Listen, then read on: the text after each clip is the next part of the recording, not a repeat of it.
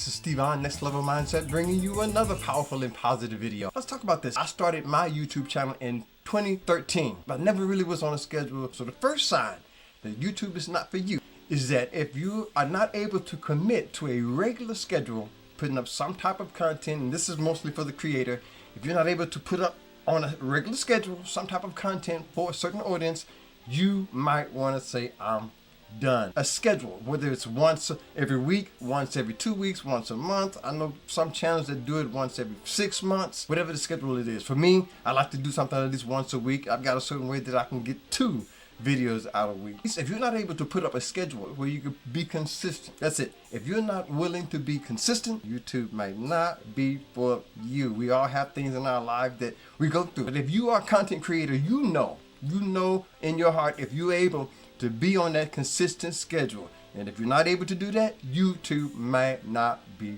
for you. You might as well say, I'm done. 2 more videos are going to come up on the screen. Now watch both of them. See me over there. Stay blessed, stay positive. I'll see you on the next level. Peace.